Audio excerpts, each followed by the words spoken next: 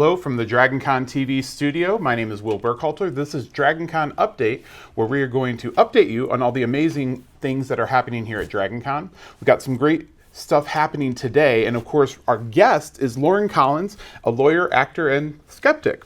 Not necessarily three things I would think go together. So we're going to talk a little bit about that, and we also have some information on the Skeptics track and panels. And before we get to that, if you haven't played Werewolf, this is a DragonCon bucket list item you are going to want to check out. Make your way over to the Westin 14th floor to play Werewolf and Blood on the Clock Tower. They have fun rolls, experienced moderators, prizes, giveaways.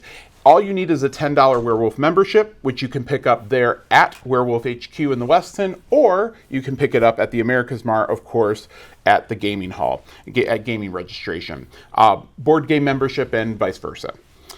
They run every day, Thursday through Sunday, from 12 noon to 4 a.m., and then it's free play beyond that because they never close. So go check it out. I highly recommend it. I think you're going to have a great time. But without further ado, we have Loren Collins here. Loren, welcome. Thank you. Delighted to be here, Will. We are glad to have you here. So first, lawyer, actor, skeptic. Yes. Well, tell me about that. Those are three very different things. It is, I suppose. I graduated from the University of Georgia Law School back in the day, so I've been a practicing lawyer for a number of years now.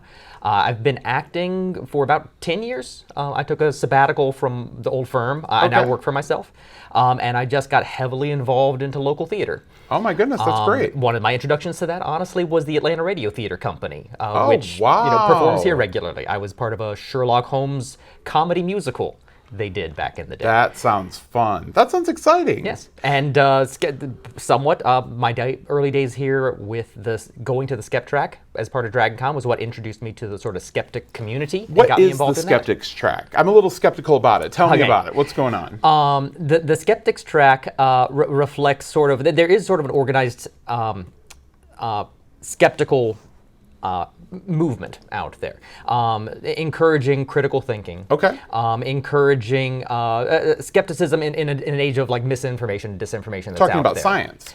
Sometimes it's about science, sometimes it can be about other things as well. It affects all different aspects of life. It can be science. Science is a frequent one. We see a lot of it in medicine these days. We see a lot of it in politics, to be honest, and in other aspects of the news.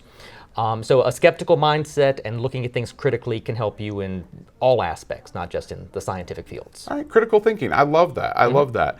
And, you know, what are some of the things the Skeptics track puts out? Like, what are some of the panels? What are some of the things that happens here at DragonCon?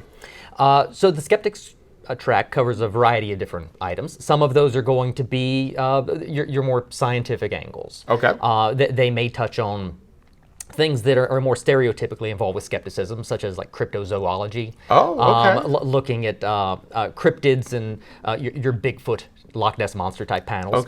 They may be more serious type skeptical panels, looking at, say, one talk I hope to give eventually is about anti-vaccination, the history of that propaganda, and the kind of thoughts and ideologies that lead people to be opposed to vaccination. Interesting. But it's not just limited to that. Some of the other talks I've personally, because it's something I can speak from experience on, that I've given on the Skep track, I gave a talk on pseudo-law 1 year, which was about, if you've heard of like sovereign citizens. Oh, yes, I have heard that. Yes. So there's that guy in Australia. He and his family. Yep.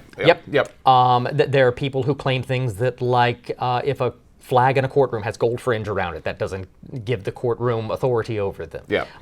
Bizarre legal theories. I've given a talk on the Skep track before about a dozen years ago on biblical apocrypha.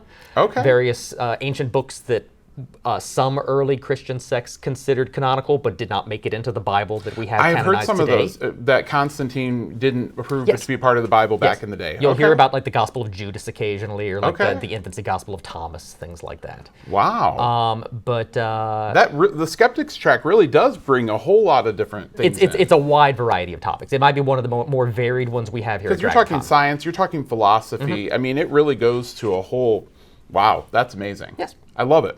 Well, one of the things you have that you're here to promote is a panel called Inherit the Wind, Revisiting the Scopes Trial at 100. Yes. Are you performing the staged reading for that? I am part of it. Okay. I will be reading the part of Henry Drummond, who is based on Clarence Darrow.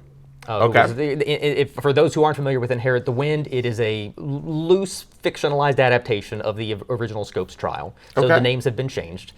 Yes, I'm playing the defense attorney, Henry Drummond, and two other friends of mine who are local theater actors will be performing Matthew Harrison Brady and the judge. Oh, wow. Now, without giving too much away, why was the Scopes Trial itself important? The Scopes Trial was one of the real turning points in America's history with scientific evolution and the clash that it had with sort of fundamentalist religion in the U.S. The play itself really plays up that angle. It was written during the McCarthy era, and how it spoke to issues of free speech and free expression.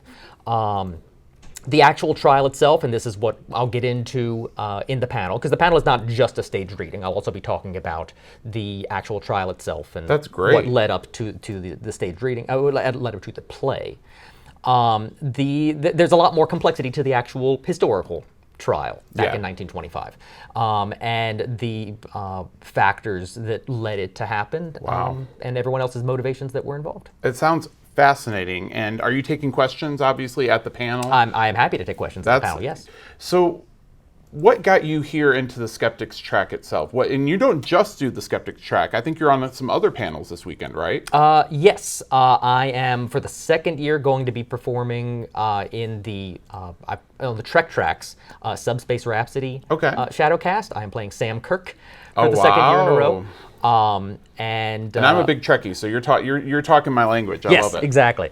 And also Sunday night, 10 p.m. on the Apocalypse Rising track, I will be just one of the panelists on a panel called Doomsday Dating Dilemmas. Wow, tell me about that. Doomsday Dating Dilemmas. That sounds amazing and terrifying. Yes. Part of the subject matter lends itself to that. It's about looking forward to certain post-apocalyptic scenarios. And myself and the other panelists, and they are by and large mental health professionals, looking at, in a post-apocalyptic scenario, in that kind of society, how would dating and relationships work? What does that mean for finding partners? What does it mean where do you go on dates? What does it mean for finding marriages, and what does it mean for intimacy and those sorts of things, all the different aspects. So you've got a packed weekend going on. I do, yes. Thank you so much. Thank you for joining us. Thank and you. for telling us about the Skeptics track, and we'll have to go check it out. Let's not be skeptical. Let's actually go check out that track and see what's going on. That's all we have for today here at DragonCon Update. We'll see you soon.